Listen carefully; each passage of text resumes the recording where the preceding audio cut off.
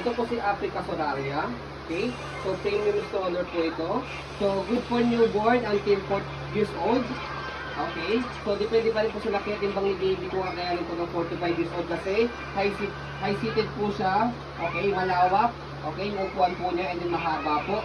Full canopy, adjustable handle, and then reversible handle po yan. Okay?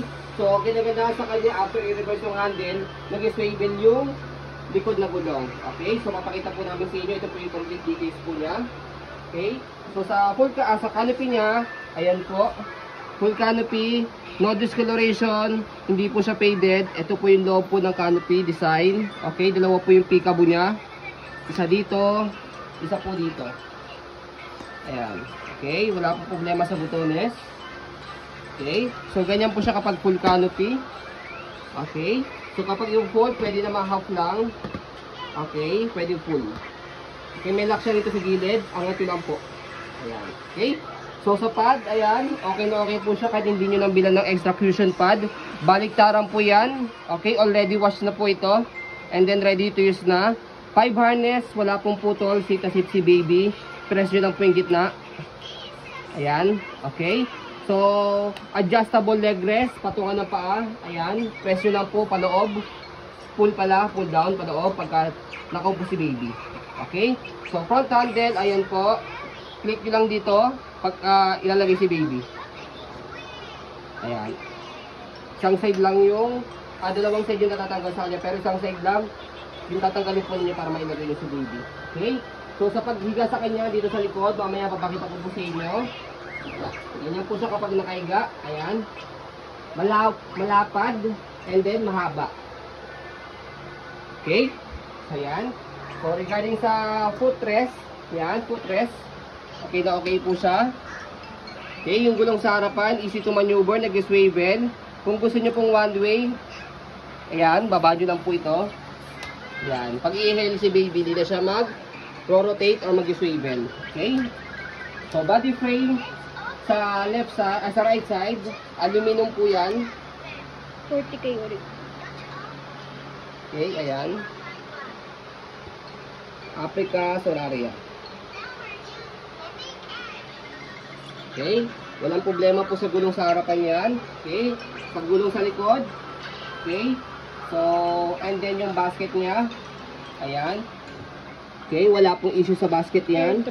Okay, so may air through po yan dito para hindi pagpawisan si baby. Okay. So dito siya ina-adjust kapag po semi-recline, kalahati, or fully recline. Pagka nakahiga, ay nakaupo, atakin nyo lang po ng sagad. Okay. Kapag naman po ihiga ninyo, pull down nyo lang po ito. Okay. So yan, meron siya butones dito, dalawa. Ayan. Ito po. Butones lang po siya. Okay.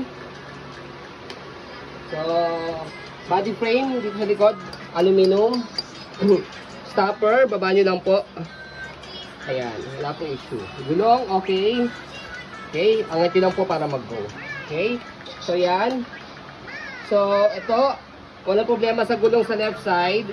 Sa right side, yung isa niya, ito, medyo nagbibigay lang siya ng konti. Ayan.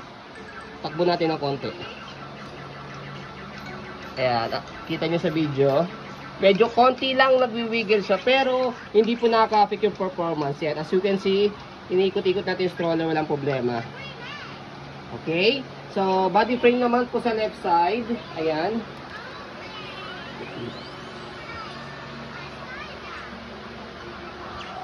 Ayan.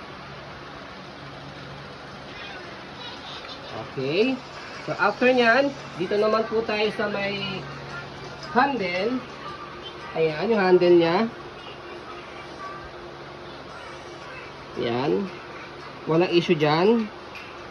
Okay. So, adjustable po yan. May dalawang button dito, left and right. So, ito yung pinakamababa.